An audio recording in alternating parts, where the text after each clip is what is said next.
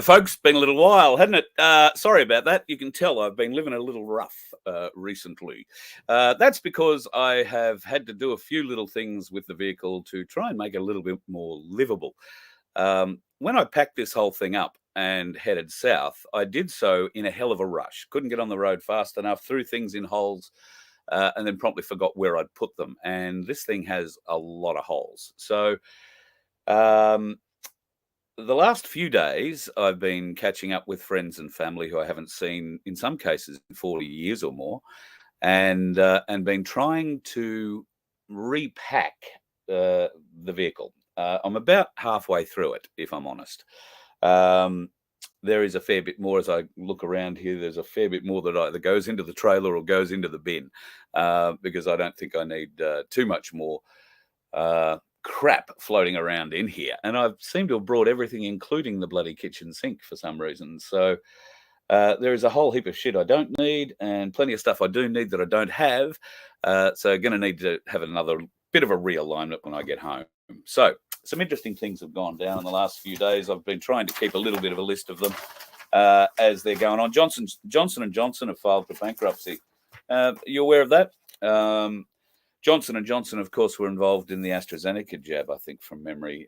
Might have been one of the other ones, but they were heavily involved with that. I did a lot of research over the weekend, and it turns out for absolutely no friggin' reason whatsoever. Black Monday never appeared. Don't think the markets got shaky at all. So don't know. Well, there was a lot of talk about a financial crash. There is still a lot of talk about a financial crash before the end of November, but we did hear all this crap about Halloween and, you know, what that means, All Hallows Eve and the bullshit that they go into. So that's a bit of a problem. There are issues with the market, and particularly the banks that are in the market. So JP Morgan, Wells Fargo, Goldman Sachs have all closed a lot of branches in the last 2 weeks. They've released a lot of staff, and by released I mean they've pink slipped them, said don't bother coming back Monday. Look, the markets have been hard lately. Maybe that's I don't know how traders work in that regard, so maybe that's just a normal kind of thing.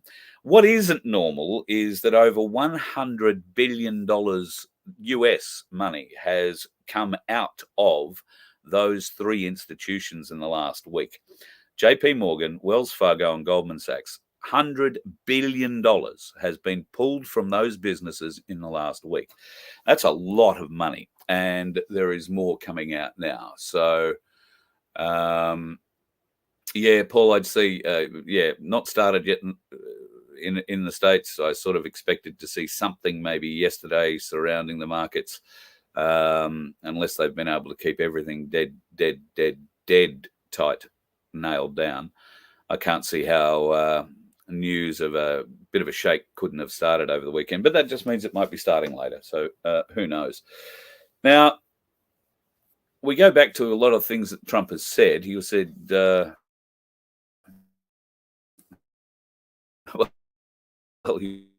he said a lot of things, and his executive orders are where I usually go to my energy. Weird. Those executive orders have not been countermanded, have not been changed, have not been stopped. Therefore, they are running, and that does mean something. So if you're starting to get a few doubts about life, the universe, and everything, go back to those executive orders. They are running. They are still very powerful documents, and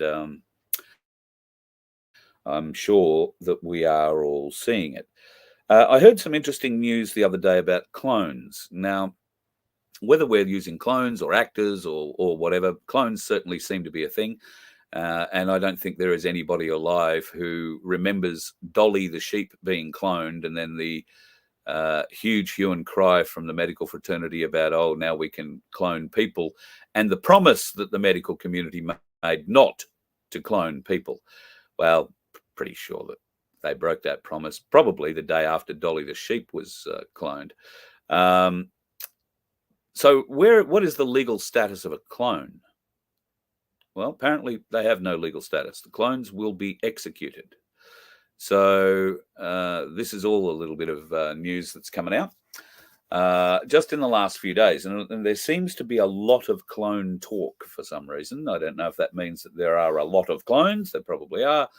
But I would still argue that if we have Hollywood stars, if we have politicians that are clones, people that the general public feel close to, they're going to take some convincing of a public execution, even if it is of a clone.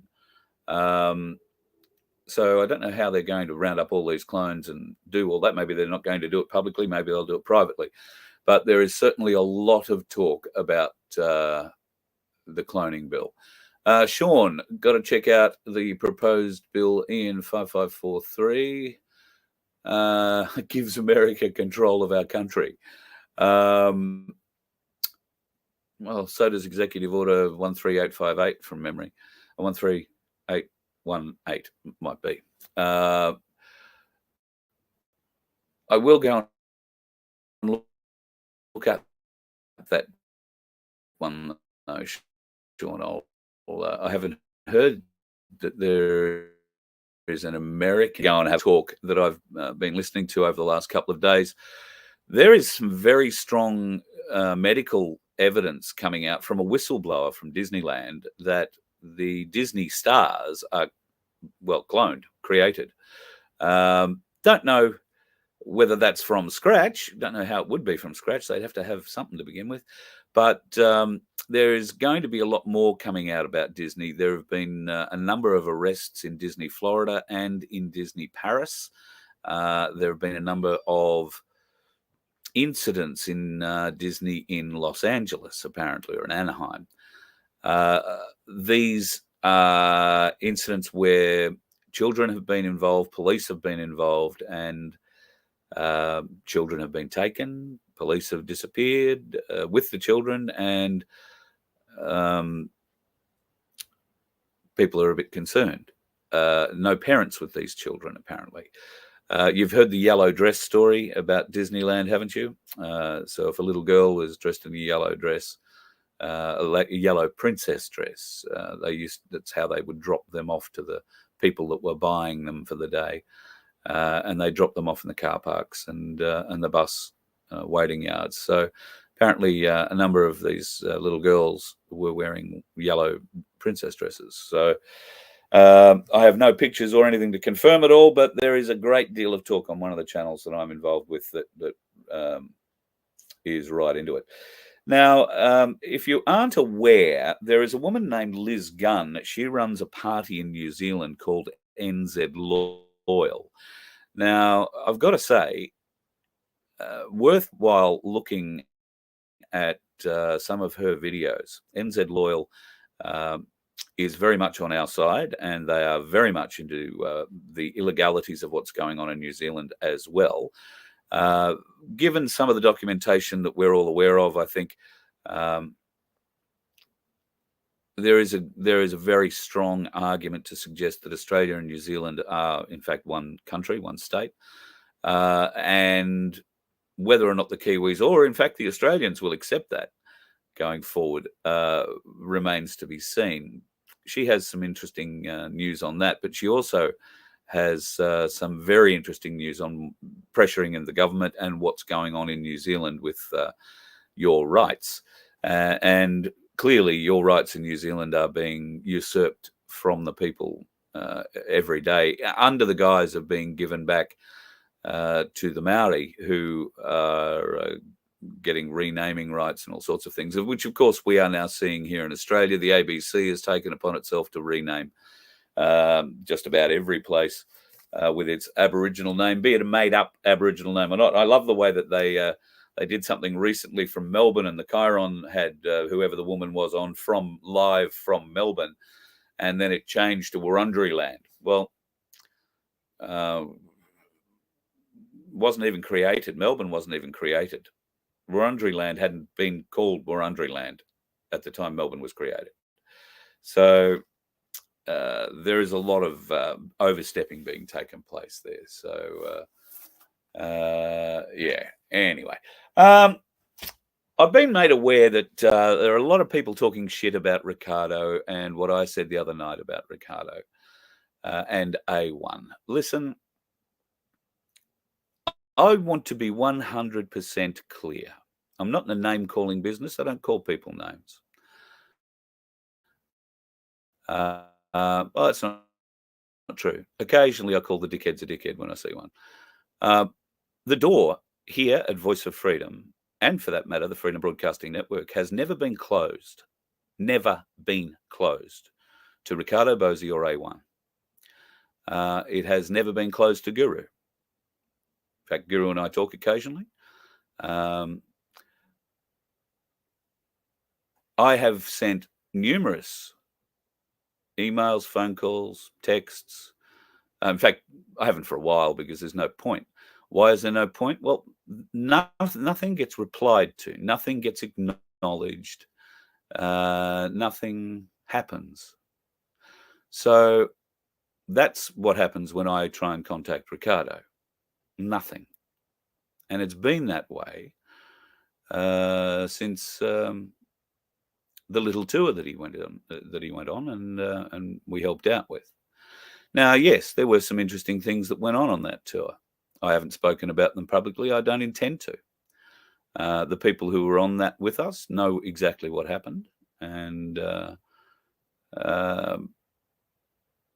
all of us are still a bit mortified, or not mortified, a bit confused as to the reaction that it seems to have garnered. Now, there was nothing dramatic that went on, and I'm not going to go and get into it here because it is only going to make one side of this sound very petty, and I have no interest in propagating that sort of bullshit. Apparently, some people were saying that I'd called Ricardo names or whatever in my broadcast. Never called him any names whatsoever. I wouldn't. I respect the gentleman for what he is. And it's not about name calling. All right. It's about action. And while I do have a certain amount of questions that I think you want to hear the answers to, I can't force anyone to my microphone to talk. And Ricardo made it quite clear that he wanted to go off to America and build a fan base there. So that's what they did. They went off to America and built a fan base. What use that fan base is here, I'm not completely sure. And I know that well, let's not get into it. But at any rate, that was his focus. So far as I know, that's still his focus. He and Guru, they do more shit outside of Australia than they do in it. And if that's the way they're fighting the war, that's the way they're fighting the war. I can't really help with that. I have, with the aid of others, started to create this platform. The platform's not for me.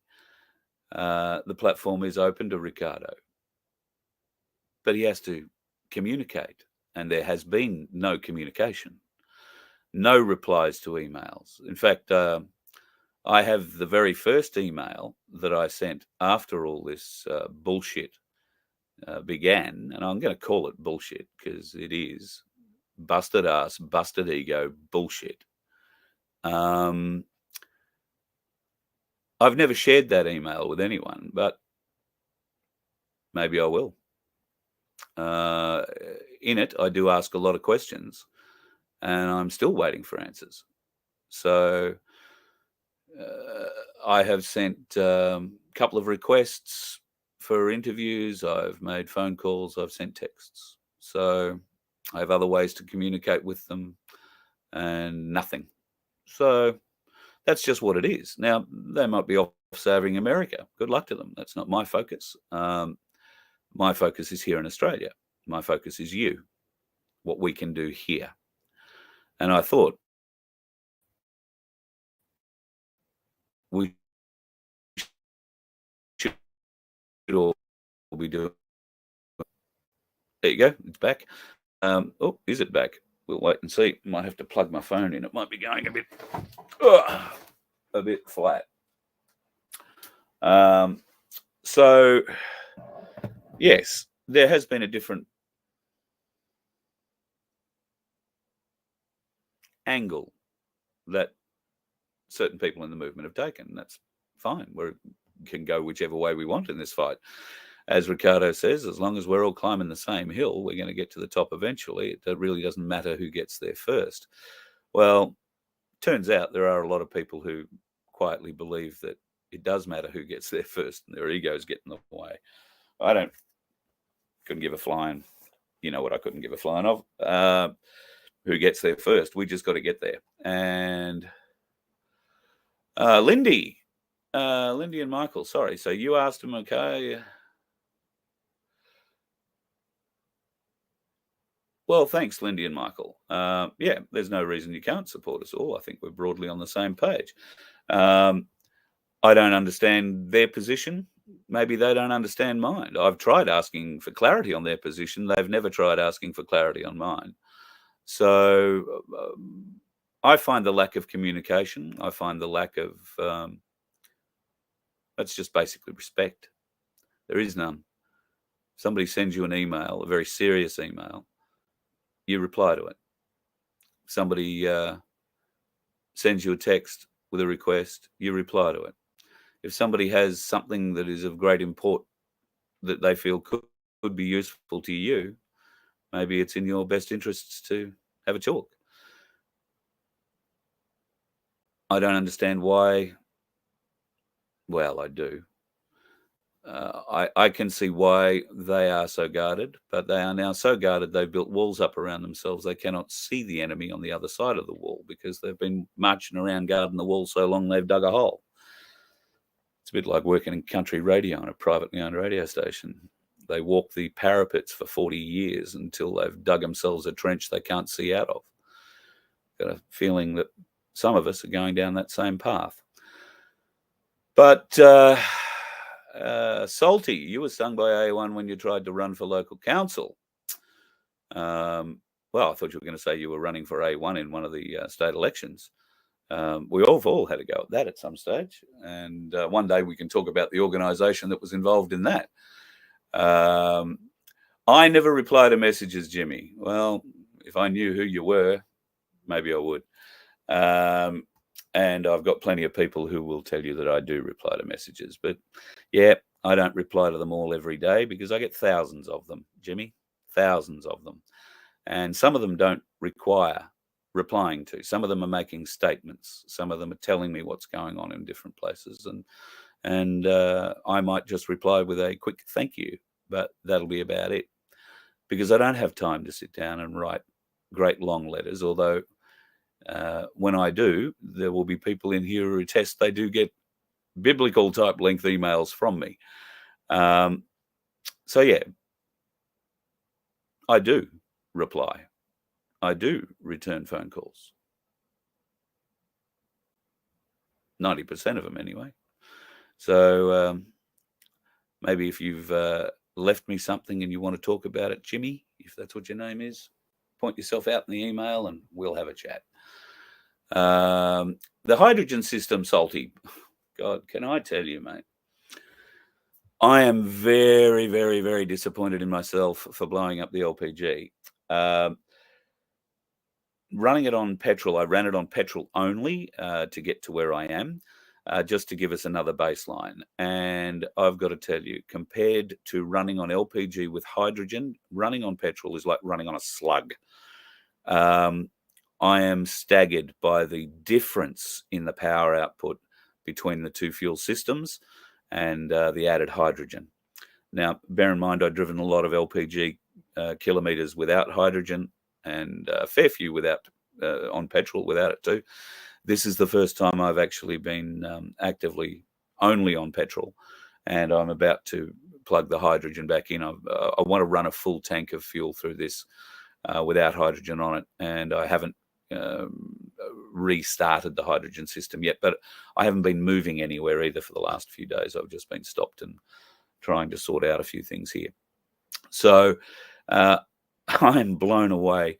The torque generated on hydrogen through the LPG was stunning. The torque range grew. The power, particularly off the mark, my 0 to 60 kilometre an hour time, my 0 to 100 kilometre an hour time rapidly decreased.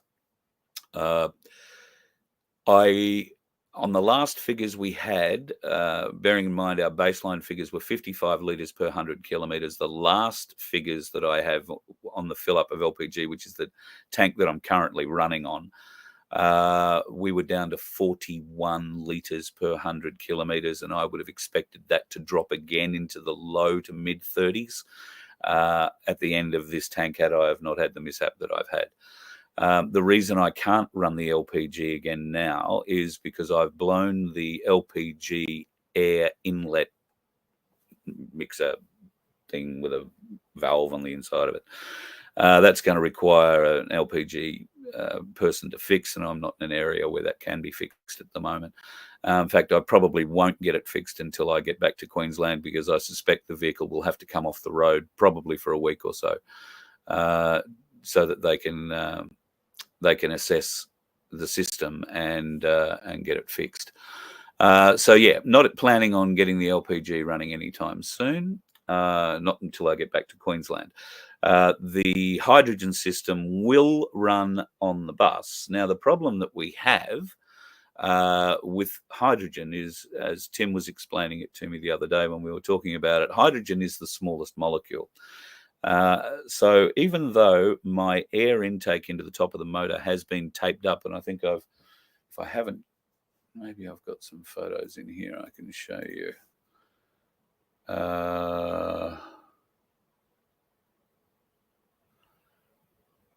No, I haven't uploaded them. What I will do is take a few photos and show you the damage and where it's essentially the busted bit. I need to find some rubber, and it's severely, weirdly shaped rubber, a concertina type air filter rubber that goes into the top of this V10 motor, and it essentially goes from the air intake or the airbox into the top of the motor. I have blown a hole in that, which I can put basically those 4 knuckles deeply inside. Now, we've taped all that up with duct tape very securely. So the airbox sucks now. If you accelerate, you can see it. It's sort of holding air, or not holding air, not sucking air in as it should. However, it is getting some air in there, and that means that something will come out. And being the smallest molecule and hydrogen wanting to travel at 1,500 kilometres an hour, although it will be in an airflow that's moving pretty rapidly, there still is a chance some of that hydrogen could leak out of the taped up hole in the top. So when we run the hydrogen, we're going to run it and just see whether or not it is in fact working. But there is half a chance that it won't run as efficiently as it would if I didn't have a bloody great hole in the air intake. So that's where the problem is with that. Well, it's not a problem. It's just where we stand with the hydrogen at the moment, and would be very keen to see if I can't find a bit of rubber. So if anybody knows, I've been looking online for the last couple of days trying to find specifically that bit of rubber. I don't know that there are rubber manufacturers anywhere in Australia anymore. There used to be a bloke in Adelaide you could pretty much go to and get anything built. With the amount of hydrogen you have to change when going from LPG to petrol, what happens, Soldy, is that you do baseline figures on LPG and petrol, and the little black box that Tim refers to has an algorithm in it. So Tim does the numbers. He figures out the optimal value of hydrogen per minute to go into the motor. And obviously on petrol and on LPG, it's a balance. You can either tune it to run better on one or tune it to run better on the other, or you can tune it to run, sort of in the middle. So that's essentially where my system has been tuned to run in the middle. So it's not giving me peak performance on LPG, nor is it giving me peak performance on petrol. It's a happy medium. I'm very impressed with the medium so far. And I believe that with diesel motors, it's much more effective, much more able to be felt, the difference in the power curve, particularly in the torque curve, particularly. So I'm looking forward to, I know a couple of people have gone and put them on their motorhomes, and they are running diesels. So I'm looking forward to the testimonies that Tim will get out of those, so we can hear a bit more about the benefits on a diesel motor. And the way we're going here, yet we might even wind up with a diesel motor in this yet, but at the moment, touch wood, the engine's running, working fine. Everything seems to be going pretty well. So a happy medium for me with this bus is 0.3 of a litre of hydrogen per minute going into the airbox. 0.3 of a litre per minute. And that has already shown phenomenal increases in distance when it comes to LPG. But I'm also noticing that the engine runs smoother, it runs cooler, it runs quieter, it runs with better power in every gear. I'm staggered by it. So I'm just mortified that I was so friggin' stupid to start the thing on LPG and do the damage that I've done. So there are a few big old cypress trees around where I am at the moment. I've been banging my head against them for the last few days. The idiocy of it. But there you go. Look, we learn these little things. Soldy's running 2 diesels. Well, mate, I'm looking forward to, if you get one of these systems on, mate, I'm very keen to hear how it works for you, because the more information, the better.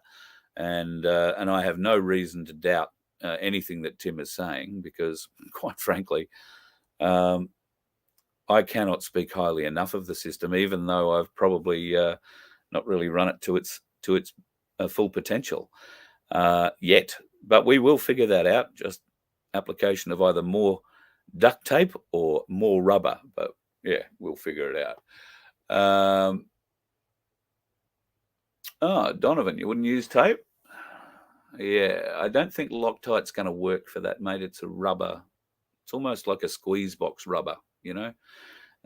So I don't know that I can glue it back together. And in fact, if I'm honest, well, I think the young bloke who came and helped me, Liam, I think he saw that it had been glued in a place as well. But seriously, mate, I got a hole that I can put my fist through. It's just ripped basically a hole. Well, there's a couple of holes in it, but it's ripped a whole square flange part. So yeah, got a lot of work. I don't know if Loctite will fix it. I don't know why it is so hard to get this bit of hose. In fact, I was having a conversation with Tim yesterday about being able to repair it. Now, I'm sure there are plenty of mechanics who either watching now or going to watch this at some point. Please get in touch and tell me where my methodology is going wrong here. This is a rubber hose, a rubber quite large. It's probably 6 inches wide at the mouth and yay deep and this long. Concertina rubber. Why can't that be replaced with a pipe? Why can't I, get a box built that would fit that hole and allow the air to travel where it needs to travel? I'm guessing it's because of the flex in the top of the motor. The motor is mounted and the motor shakes and wobbles and does what it does on its suspension and on its own engine mounts. I'm imagining if you have a rigid pipe attached to the top of that, then the potential for breaking or breaking welds or whatever there might be quite high. At any rate, I think I'm going to require some kind of a vibration fix. Oh, there you go, Paul, vibration, righto. So why couldn't I then put a rubber bit over the outflow of the airbox, then a metal pipe, then another rubber hose into the inflow at the top of the air intake? The vibration then would happen, in between those two bits of rubber in theory. I don't know. See, I talk for a living. I'm not a mechanic. I could be making all this shit up. It could be fairyland stuff for all I know. So I would have thought that something like that. And then there's going to be a height issue, possibly. I'll pull the engine cover off and take some photos today as well. Let you guys have a good look at it, you mechanical types. This engine is a very rare engine. Even in America, this motor is rare. It's a V10 with an alloy head. We've had some concerns raised to us about running hydrogen through an alloy head. Don't worry about it. Runs cooler. Doesn't run hotter. Runs cooler. So the head, the exhaust system, all look pretty good at the moment, although there is potentially a slight leak in one of the exhaust headers after the bang. I may have put a hole in a gasket as well. But it's not terribly loud at the moment, so we'll just wait and see what happens. So yeah, I think if we can isolate that vibration somewhere somehow and get, bearing in mind this is essentially a truck engine we're talking about here, not a car. So some of the outflow holes are, quite large, and the inflows are quite big. Maybe the problem is finding rubber bits to go over something like that. It's just proving it's a search I'm enjoying. I spent a couple of hours yesterday or day before yesterday trying to find parts online. Somebody else got in touch and was trying to do the same thing. They found a bloke who rebuilds these motors in America, and he's finding it hard to find parts for them over there too, although he was looking for much deeper internal parts, cores and that sort of thing. So with a bit of luck, we will find the appropriate piece out of the States and get it sent. But in the meantime, I really need some MacGyvers to get their heads together and figure out how we can make this work.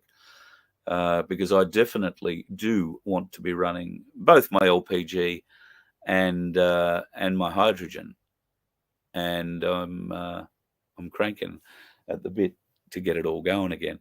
I'm halfway hopeful. When I get back towards Melbourne, I may make some inquiries to some LPG fitters in Melbourne to see whether or not they can fix the or replace the intake that I've blown, and whether or not they have access to some of these rubbers, because I've got to think, when they're fitting, not that there are too many LPG systems being fitted these days anymore, but when they are fitting that stuff, they need that sort of hose. So fingers crossed. Yeah,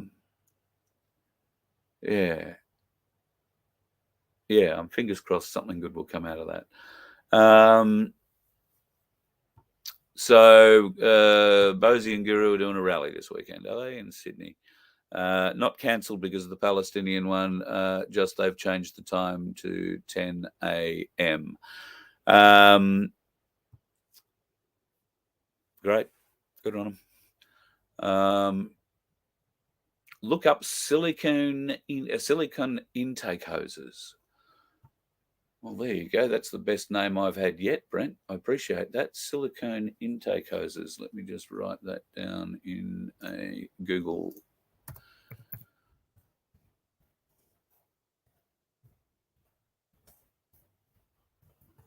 There you go. I'll not look at it now because that would be rude, but silicone intake hoses. All right. And I'm going to need to get some measuring out. Now, I don't know if anybody here can help me. Do you measure the diameter of the outside of the hole, the air intake or air outtake hole, or do you measure the inside diameter of the hole? I'm imagining you'd probably want to do the outside, but I imagine a lot when it comes to mechanics, and most of it's wrong. So we'll see how that.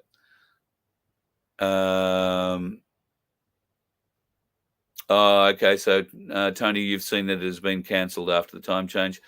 Look, to be honest, I don't see the point in going and doing any kind of a rally while the Palestinians are out doing what they're doing. you're not going to get any mainstream. Well, not that we get any mainstream media anyway. But I think what might have been in the back of their minds, they've hung around with the Aussie Cossack a fair while, you see, and John Wilson is also a big part of Ricardo's crew now. Now, John has a great plan. He used to do this all the time with the unions. He's bragged about it to me many occasions. When there is a big rally on, then and you want to take control of that rally, then you wait until that big rally comes walking up a street that you're on. You hide around the corner, and just at the last minute, you race out in front of that rally and you hold up your signs saying, whatever. And then it looks like you've got 1 million people on your side when it is, in fact, 2 rallies, a very large one and a very small one. But the very small one happens to be at the front. So that's an old union trick. And John has told me about it many, many times. I wouldn't be at all surprised to find that he was suggesting just that. But that's not a bad thing. I'm not having a go. There's nothing wrong with it. I think it's very clever, very, very clever. But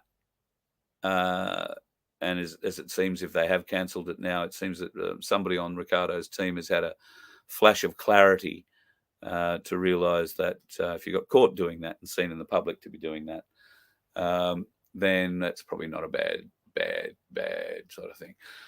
Thanks, Harry. Outside of the hole. Good man. And Paul says inside of the hole. Donovan says inside of the hole.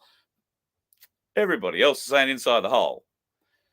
Jesus, that doesn't make it easy, boys. Bit of consensus, considering I'm a numpty on the tools. Jeez, here we go. Okay. Both diameters should be given as thickness needs to be taken into account. Brett, up here for thinking. Righto, so that's what I'm going to do. Well, after I pick up a whole heap of crap that's lying down here to my left and find a hole either in the trailer or in a cupboard in here for it, I will go and get some diameters, and thank you for the tip on those silicone hoses. I'll go and see what I can find there. I don't think this is a world-shattering, insurmountable problem to fix, and I don't expect it's going to take a huge amount of money, unless there is a hiccup with the LPG system itself. Now, this system that was installed on this bus, I want to say 15 years ago, 10 to 15 years ago, is an older system. The new LPG delivery systems are done using a rail, I think, a gas injection rail, rather than fed into an airbox. So don't know whether or not we would need to require a new delivery system totally around the motor, or whether or not there is a way to replace what's happened in here. So with a bit of luck, I might be able to get some advice on that out of Melbourne. I certainly know a couple of people in Queensland who can help, but I won't be back there for another couple of weeks yet, I don't think. So it'll be what it will be until we get there. The inside of the hose has to be the same as the outside of the hole. Thank you, Harry. Yep, I can figure that part out, I think.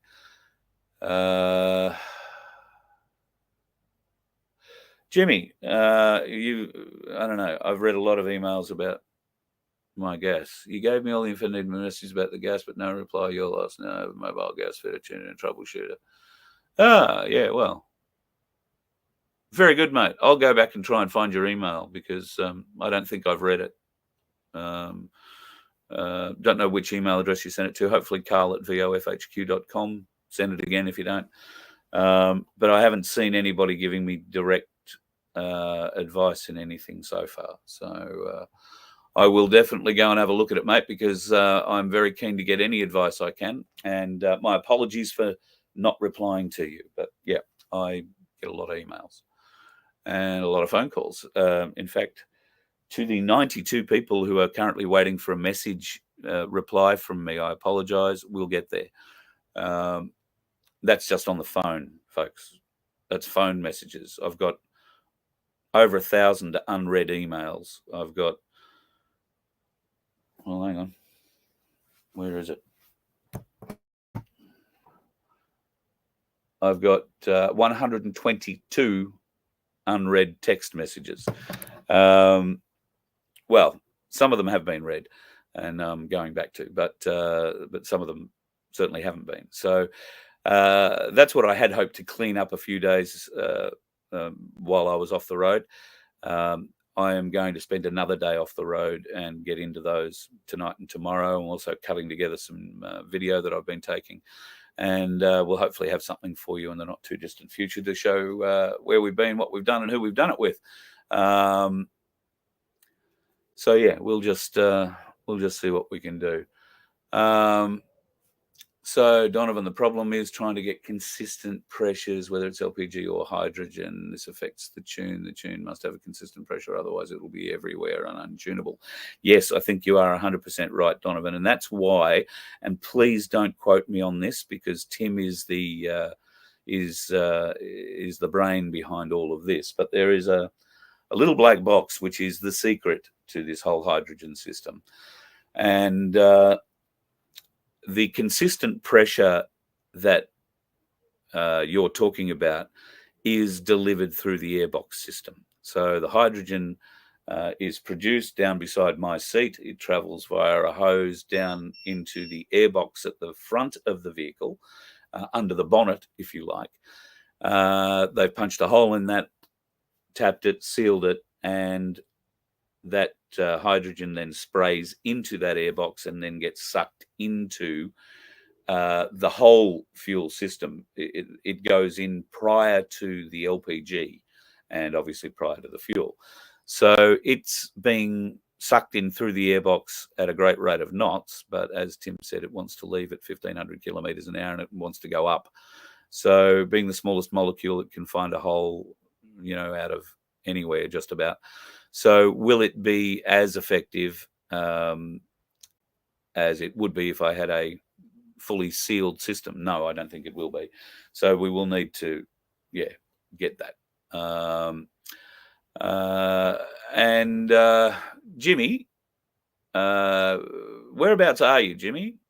Tell me where you are. If you've got a qualified gas fitter and tuner and troubleshooter, whereabouts are you? I'll come to you. If you're in Victoria, if you're in New South Wales, I've been to South Australia, not beyond going back, or in Queensland. Tell me where you are, I'll come to you. If you've got someone who you reckon who can fix this, quite happy for that. And quite happy to pay for it. I mean, it's my own idiocy here. It's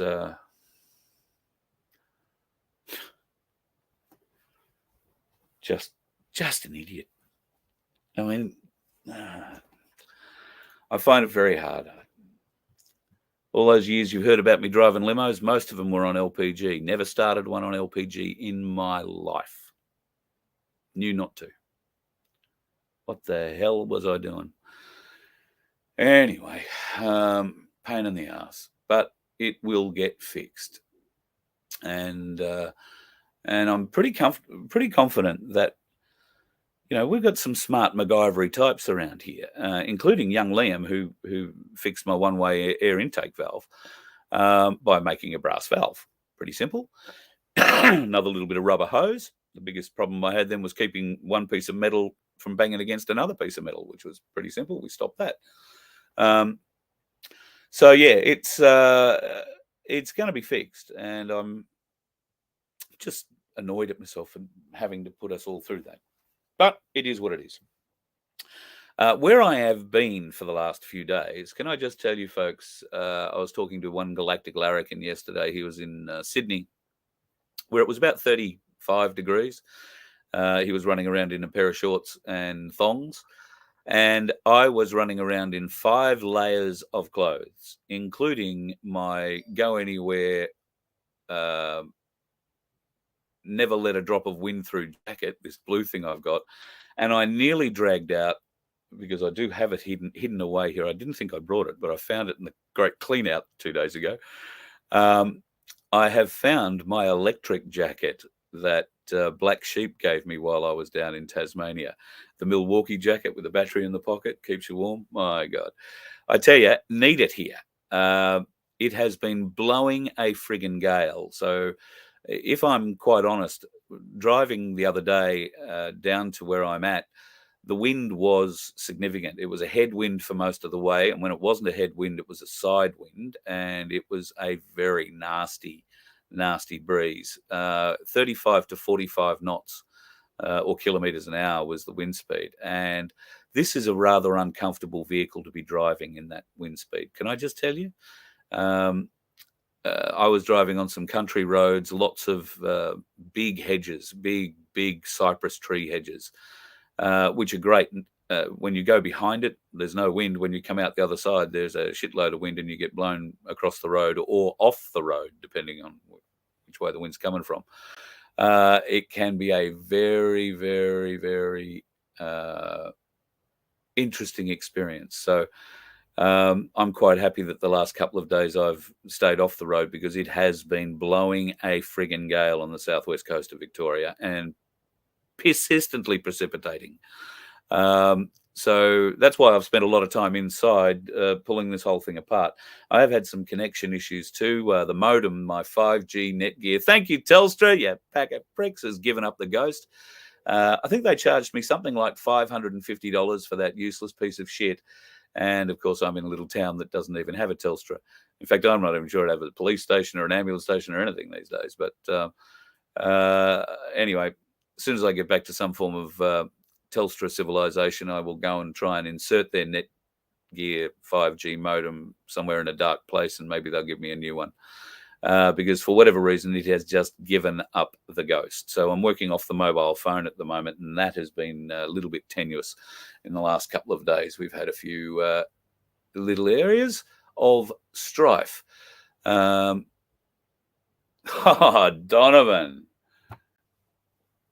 you've had some very technical engines in your life. Now you like steam and sailboats. I can understand that. Steam engines are just such amazing things, but also relatively dangerous if you don't know what the hell you're doing. I know that because there was a time I didn't know what I was doing, and we played around with a bit of steam. Somebody got burned. Wasn't me. Just saying. Yeah, Bianca, crazy winds are absolutely everywhere. Apparently, though, where I am, they're just freezing cold. In other parts of Australia, they're stinking hot. Big warnings in Queensland at the moment for fires and wind damage up there. Interesting, that big chem spray trail that I shot on Sunday and showed you on Facebook and whatnot on Sunday. That's in great part responsible for the weather we've had for the last 3 days, and will probably remain getting for the next couple. I'm thinking hopefully the wind dies down, or at least gets behind me. That'd be nice on the trip back to Melbourne. But yeah, crazy winds everywhere. So keep your hats on, folks. It's a little bit blowy. Alan. Okay, so the airbox can be plastic welded, but the airbox itself. So my airbox is about a foot high, 30 centimeters high. He says, trying to get it in shot. It's about this round, and it's fine. It's right at the very front of the vehicle, under the bonnet. From there, a hose comes out into the top of the motor and into the back of the LPG air intake, I want to say. And then that connects into the air intake at the top of the motor, where there is a stepper motor pipe that comes out and around with the air idle intake valve on it, and that goes back into the air intake on the other side of the motor. So that little plastic round thing, that air inlet valve, idle valve, is what we blew initially, and there is no plastic welding of that. We would need to create more plastic and stick it back in there. But that's okay. That bit's fixed. We've got a one-way valve in there now that's brass. The bit I'm concerned about is the bit that goes backwards from there, from the top of the motor into the LPG air inflow or the other airbox inflow. So there's got to be some kind of a Y join there to allow these two systems to come together. And that's sort of stuck back up under the motor a little bit. And while I could remove things to see it properly, there might be a few issues putting them back together correctly. So I prefer to leave that to people who know what they're doing. and I'll plug a microphone in and talk about it. That'd be much easier and safer for all concerned. So yeah, I don't think I need plastic welding. What I need is a whole new LPG air intake system and the rubbers that connect the airbox to the top of the motor. They're the big things. I think once we've got that sealed up again, we'll have no trouble running hydrogen and or the LPG. I think that'll be pretty much how it works. Right, so I do have a whole heap of other stuff. I will do another show, I think, a little later on tonight at the normal time. I have been saving stuff. I just haven't collated it yet and put it into this system. So I did just want to let you know that things are progressing. I haven't died. The truck hasn't blown up. We're not sitting in a smouldering hydrogen hole somewhere on the side of a highway. It's all good. Just trying to get the vehicle into some form of order so that I can find things. There's nothing more frustrating than having to open every cupboard, every drawer, and then go out to a trailer and start digging through boxes there to try and find stuff that I probably should have spent a week packing this vehicle before we left rather than a few hours, because that's essentially what happened. I dragged everything inside, found a hole and stuffed it in it and hit the road. So this last couple of days has been quite good for digging some of that stuff out and discovering that I don't need it, and putting it back in the trailer where I can just drag it back to Queensland and leave it there. And that's the plan. We are going to be heading back to Queensland, but it's going to be a bit of a travel. So the plan is to be back in Melbourne for the 11th of the 11th at 11 a.m. There are a few people I'd like to catch up with, so I might come back into Melbourne a few days earlier than that. And Melbourne is an interesting place in this vehicle in that I'm pretty confident I could drive this in the city. I don't know that I'd like to do a hook turn anywhere, but I'm pretty confident I can drive this in the city. Height-wise, I'm pretty confident the tram lines are over 4 metres. We're at 3.6 metres. What I would like to do is get as close to the King's Domain on the 10th of November as I can. Maybe up in the back of the King's Domain, somewhere behind the shrine, run the cameras out for the 11th, and we will bring the show to you live. Unsure whether or not that'll be allowed yet by the authorities, but we'll see what happens. I might just sneak in very late and sleep in the vehicle on the 10th and be gone just after it all finishes on the 11th. Look forward to seeing you there on the 11th. It's going to be a very, very, very big day. Now, following that, I will probably leave, if not on the 11th, then on the 12th, and start making my way out of Victoria. I do have a couple of commitments at other venues in Victoria on the way out, a couple of interviews that I'd like to record. Depending on availability of getting this vehicle in to get fixed, bearing in mind Christmas is coming up, they'll shut down for 4 or 5 weeks. I would like to get all this sorted before the Christmas break, so that might mean that I do a runner and head swiftly back to Queensland. There are a couple of places I have to go. Canberra will be one, and I am going to call in and catch up with some folks in Nowra and other people down that way. I'll probably sneak in via Sydney and might even do a show if I can find Guru, if he's around. I believe he's on and off the boat at the moment. So if he's around, we'll see if we can get him together. And I'd like to call into the Cali. I've just about worn this windsheeter out, need a new one. And Port Macquarie, we're going to call in and see Penny at my place there. Penny's just a huge mover and shaker in the My Place movement, folks. And if you're part of it too, you'll know exactly what sort of a mover and shaker she is. And she's cracking the whip over our mate Vince at the moment too. So she's helping him out with a few things. And I can't thank her enough for that. We want to keep Vince around for as long as possible, and every little bit of your help helps. So thank you very much. And he's really enjoying, I think he just likes a strong woman waving a whip over him. But Vince and I haven't discussed that. So I'll do a show in Port Macquarie on the way back home, and then potentially one in Ballina I caught up with Wiki Chick a few days ago, and she's very keen to get back into Ballina. She's, in fact, probably up there about now. And I think she's around for a couple of weeks. So we're going to try and catch up and do a show in Ballina, which will probably be the last one on the run, considering it's only a couple of hours from home. So the goal is to be back home by the end of the third week in November. At this stage, we'll see what happens. But if you want to have us call in at your place on the way back, then just get in touch. Carl at vofhq.com. Rachel's been having some connection problems lately. Haven't been able to ring, haven't been able to get email from her, haven't been able to get email to her. It's, something weird going on with her setup. So she's endeavouring to fix that. In the meantime, you can just email me, Carl at vofhq.com, and we'll sort it out. The radio station is slowly progressing. My mate is screaming for me to send him a big page outline, which I have done. I just haven't sent. I'm going to go through that very shortly and just make sure I've got everything in it that I think I need in it. Send that off to him, and fingers crossed, that'll be all we really need to get a face page going, and we'll start pumping out some music. Vince has been loading music like there's no tomorrow, and we're going to have to start itemizing or tagging that music so that we know genres and whatnot. It'll be easy enough to program then pretty much automatically. And then we'll start putting out programs on it. And I'm very keen to get the first Five Sisters podcast out from the Truth Seeker Gals.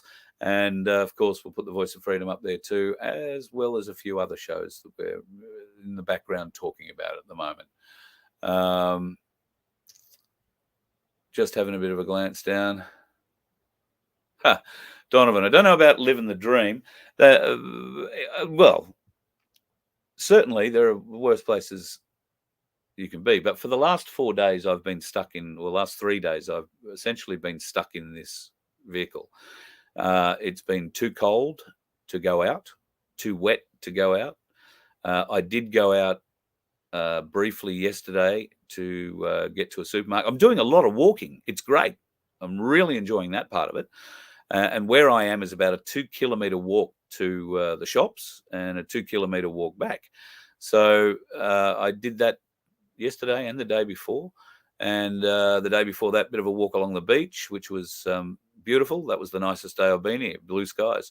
After that, not fun walking on the beach, not fun walking anywhere. And I got soaked yesterday when I left. It was beautiful. I got to the shops, had to buy a new gas bottle because the heater had chewed up the last one. And then it pissed rain on the way back. So soaked to the skin. I'm amazed I don't have a cold today, but bloody hot shower, thanks to the gas, and all seems to be moving around. So, yeah, look, on beautiful days, yes, you can go out and do all sorts of things, but I've literally been stuck inside for the better part of 3.5 days, and it's afforded me a bit of time to clean up around here and dig things out of holes that I've forgotten that I'd put them in. So I think the good Lord smiled on me for that reason. The next couple of days, I think it'll get a little bit brighter. I'm hoping to catch up with some friends on Friday, go and spend a little bit of time with them, maybe a day or two. And then over the weekend, I'm catching up with family who I haven't seen in 40-odd years. And, some of them I haven't seen in 40-odd years. And then I'll be heading my way generally back toward Melbourne. Unless, of course, I find someone who can do some LPG fixing in Melbourne and don't need to bus off the road for a week. If I can find somebody who can fit the rubbers or find those rubbers, I'll get those rubbers sorted at the very least in Melbourne, I hope. And we'll be running a full hydrogen system on the way back. So that would be the plan. Got to be able to find all the bits and pieces, and that is essentially what the problem is at the moment. But thank you to everybody for your hints and tips. And Jimmy, I will go through and try and dig out your email. I have had a lot of people send me emails that started out with, "You don't start on LPG, dickhead." So if yours started out like that, that's probably as far as I got. I'm aware of what sort of a dickhead I am. And having it reiterated by 1,000 other people is not generally helpful. So, yeah, we'll see. Oh, no, Sue. 39 up in the Isa. and then they're saying the mid-40s. Well, you will live in Mount Isa, Sue.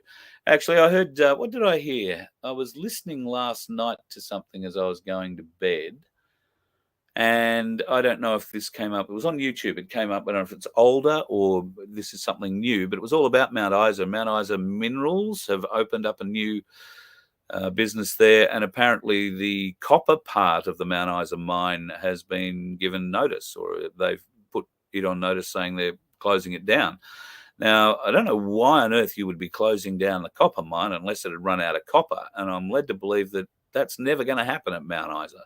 So obviously the copper price must be down at the moment. They're closing down that particular area of the mine, I heard, just the copper production. But there is a lot of stuff that comes out of the Mount Isa mines, including zinc and tin, I think. They're all still pressing on, and copper. The weird thing,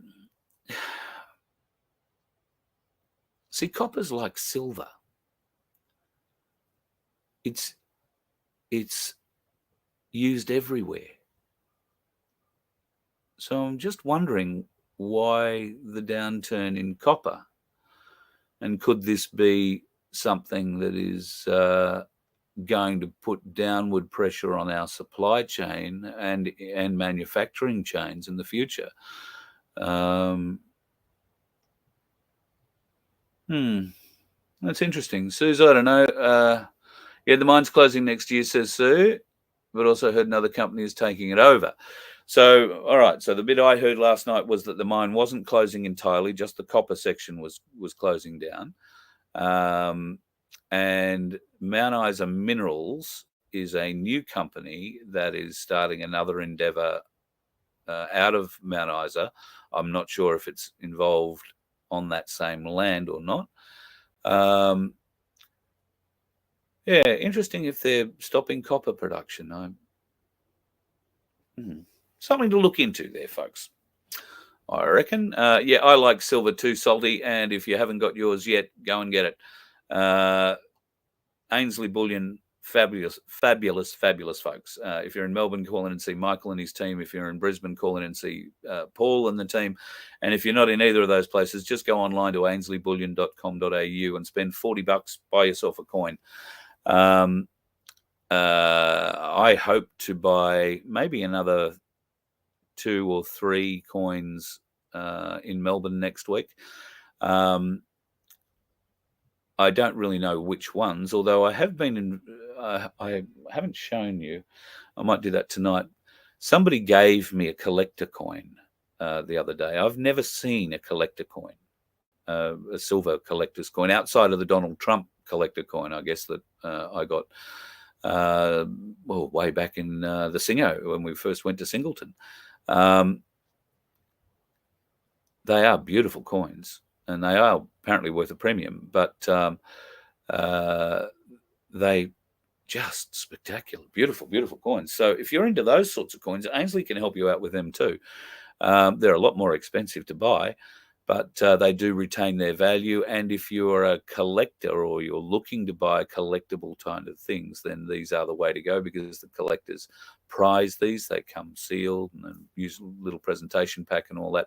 They're not much more expensive to buy than like a normal silver coin, a Skippy, for instance. But apparently they do go up in value and hold their value a lot more. So some very, very beautiful coins, rounds and bars that you can get from Ainsley. And of course, if you're still hanging on grimly to your big super, maybe you want to talk about getting a self-managed super fund. Well, Freedom Financial Solutions are the leading team to help you achieve that. And at the moment, they've got pretty good achievement rates of under 3 weeks. That's under 3 weeks, getting all your super out of Big Super and getting it converted into your own self-managed super fund and turned into gold and silver that you control. Nobody can take it off you. Well, I suppose unless you're stupid enough to tell them where you hide it. But it's yours. Your wealth is with you. It is not trapped in some superannuation company's fine print, enabling you to not get it out when you absolutely need it. And of course, you can use it in exactly the same way. In fact, it's a better asset to walk into a bank with. If you were looking to buy a car and needed a loan or something like that, and you wanted to actually go back into the banking system, then you can put a gold bar in their account and just say, just keep that as collateral. We'll be fine. And you watch your bank manager's eyes raise up when you hold him up a silver or gold bar or two. So yeah, worthwhile. I mean, I've had big conversations in the last 2 weeks with people saying, you can't trade it, you can't trade it, you can't trade it. Bullshit. One of the people I caught up with paid $28, bought, I want to say it was 30-odd bales, big round bales of hay, and 30-odd sheep for $28. How did you get that? Well, your skippy has $1 written on it, but you paid probably anywhere between $36 and $40 for it. So it's worth more than $1, but as legal tender, it is worth $1. So you hand over 28 of those and you pay for everything that you've got. That happened. Does happen. There are coffee shops in Melbourne, and I'm planning on going to one next week with some people, where you can pay for your coffee, your lunch, your dinner with silver. Just a coin, agreed value on the day. And let's face it, if you're going out to have lunch or dinner somewhere, you're probably going to spend, $30 to $40 quite easily on a meal, something to eat, and something to drink. So pretty easy to flip those over. Or a half-ounce coin, which is 22 or $23. Go and shout everybody a cup of coffee at $5 each and leave a tip. That's how easy it is. In far north Queensland, there is a gold economy, because there is a lot of gold comes out of the Palmer River. A lot of those blokes don't go and trade the gold for fiat. They go in and businesses have a scale. They weigh out the gold and take the gold for the parts. So this economy is already working here in Australia. I'm not saying you have to be part of it. And yes, I guess if you're on the Palmer River digging up gold, it's easy to use it that way. But what it does is keeps you in control of your finances. The gold and silver in your hand gives you ultimate control over your wealth. And Cass and her team from Freedom Financial Solutions are in a far better place to explain that to you than I am. But if you haven't got your super out of Big Super yet and into a self-managed super fund, do it now. Email carl@vofhq.com and I will send that through to Cass and the girls. They will send you a questionnaire, fill that out, and basically you're on your way. And in as little as 3 weeks, you could have your wealth back in your hands under your full control. And there is no better feeling. I've spoken to, I don't know how many people on this trip and prior who have thanked me for introducing them to Cass and the girls at Freedom Financial Solutions, who get this done for them. The feeling of freedom, the feeling of security that they get the day they take control of their wealth is very hard to describe, but they highly recommend it. So highly recommend you try that too. Get control of your wealth. That's all that matters, folks. That's all that matters. Silver is grossly undervalued. And in fact, the silver market will be what brings down the stock market. They've been artificially suppressing the price of silver for decades. That is coming to an end. Okay? It will come to an end, as all these sorts of trends do. Now, the key will be, when it comes to an end, to sell at the highest price that you can, because I've got a funny feeling it's going to go peak and stay short and then drop again. It won't drop back down to these sorts of levels. It'll drop to something that is more on a par with gold. But if you are into it to capitalize at the top of the market, then you're going to have to be one of those line watchers. If you're into it just to make money, then yes, you're going to want to keep an eye on those lines, because the market will trade silver very quickly. Silver and gold, the precious metals, will trade fast. And there will be a lot of people out there who have a lot more of it than you and I do. All right. So they will be hovering, waiting to sell kilos of this stuff at the appropriate time, where you and I are waiting to sell a coin or two. Bear that in mind. All right. When you are going to invest, bear that in mind. I think it's better to hold your precious metals at the moment rather than to try and ride the market and sell them. Although I have been watching certain precious metal trades recently where the system essentially works by buying silver. When silver goes up, it sells silver, then buys gold.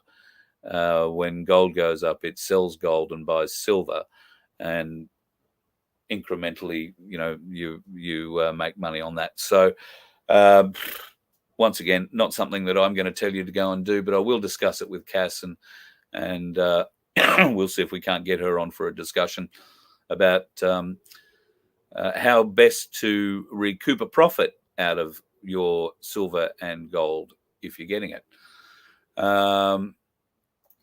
Lindy and Michael, glad talking about silver. Need to buy some bullion in Melbourne. They're great. I went once and bought bars. Not sure what's better, coins or bars, but yeah. So, well, look, I've never had enough money to buy bars, so I'll be honest with you with that. I have had. I tell a lie. I've had a couple of 5-ounce bars, and I was given a 10-ounce bar, and I was given a 1 kilo bar once. Very early on, I was given a 1 kilo bar. I think that actually went into this vehicle. The 10-ounce bar or 5-ounce bar was given to me by a friend, and I haven't gone in and bought bars like that through Ainsley, only because I haven't had that sort of money. I'll buy a coin on a good day too. On a really, well, I've never bought 3, so haven't had a really, really good day. So I wouldn't mind getting some of those little 1/2-ounce rounds that they've made with the Tree of Life on them, the Ainsley 1/2-ounce. I think they're the only 1/2-ounce round sellers in the country at the moment. I would like some of those. I think they're a very pretty coin and very useful coin at 1/2 an ounce. So, yeah. Salty, yeah, got your super out through Freedom Financial Solutions and feel like a champion. I've got to say, that is the resounding response that I get from people around Australia who I bump into who have used Freedom Financial Solutions and Ainsley Bullion to achieve that goal. I can't imagine what it's like to have, $100,000 or more dollars, and have it handed to you in this little shining pile of gold and silver. It must be just truly an amazing, amazing experience. So congratulations, Solly. And no doubt you do feel like a champion. Bloody great effort on your behalf. And to everybody who's gone and taken control of their wealth, congratulations. You're not going to be left short in the long run with that decision. Jimmy, you're in South Melbourne Market car park. Well, I know South Melbourne markets. Well, I used to. And the car park on top, don't know if my bus would get into it. It is close to the shrine, you're right.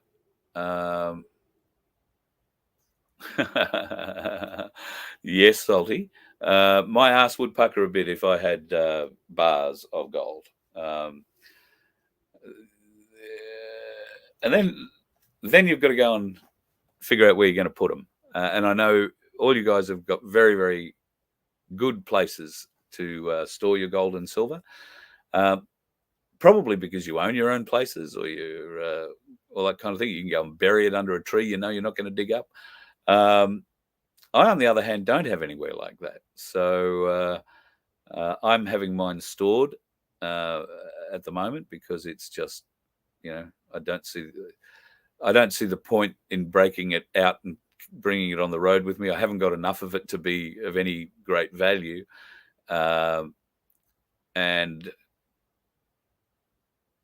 I don't know, the fear of getting it stolen, I suppose, on the road is a bit of a concern to me. So yeah, at the moment I've got it stuck in somebody else's safe.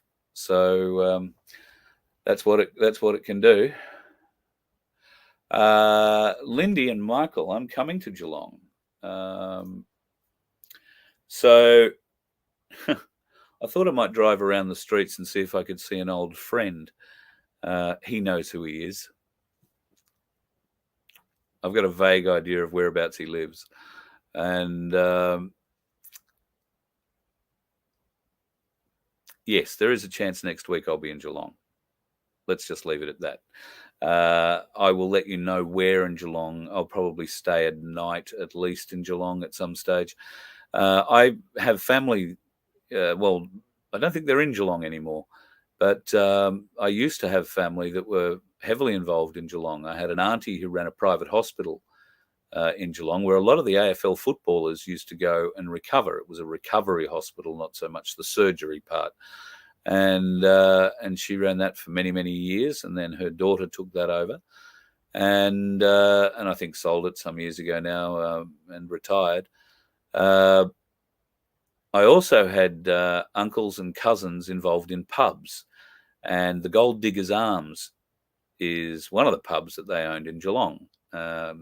Remember having many an underage drink in the Gold Diggers Arms Hotel as a young bloke, but they were the Johnsons who owned the pub back in those days, and Tony and her brother, my uncle Sid.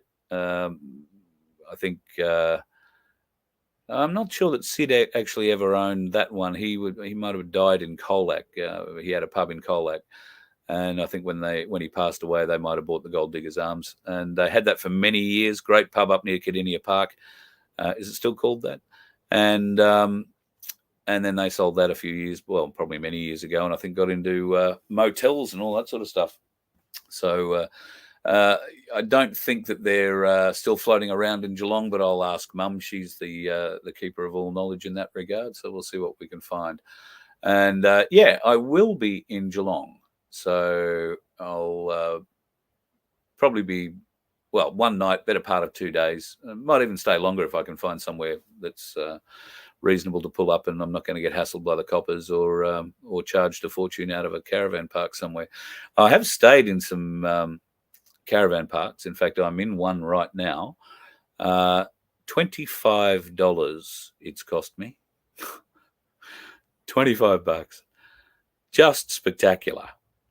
Well, apart from the dump site, can't use the dump site, but that's because it's just a really badly designed one, and I can't back an 8-meter bus up to it. But aside from that, spectacular. $25, and I'm not far from the beach, like literally a couple of 100 meters from the beach. So there are very cheap places you can come and stay with very good facilities, great showers, great toilets, and a laundry, which is essentially the whole reason I pulled in, so I could wash some clothes. And that in itself has been an adventure, but we'll get into that another day. All right, folks, I'll let you go and do things that you need to do, and I'll go back out and try and sort out a few more issues with my editing. I'll get some stuff together for you to have a bit of a look at, show you some of the fun that we had the last Friday night at my place in Frankston.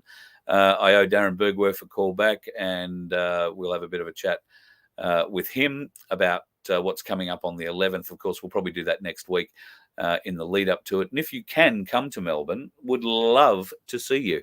If you are thinking about coming to Melbourne, you're going to bring your caravan or your camper, and you're heading back into New South Wales or back up to Queensland, then hey, convoy, let's all get together and do something.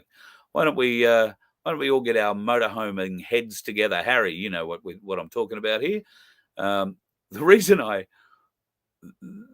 I'm thinking of this is because as I look out over the top of my laptop, I'm looking at a football ground that is part of this caravan park, and wouldn't it be great to circle the Caravan, circle the footy ground with all of us and have a bit of a weekend? You know, we could have a cricket match, have a footy match. We could have a lot of fun. It's given me a lot of ideas coming in here. And at $25, it's pretty cheap. Now all I've got to do is find something that's pretty cheap and warmer, because this isn't warm. Trust me. It is absolutely the opposite to warm. You let one ant stand up to us, then they all might stand up. Those puny little ants outnumber us 100 to 1. And if they ever figure that out, there goes our way of life. It's not about food. It's about keeping those ants in line. That's why we're going back. Does anybody else want to stay?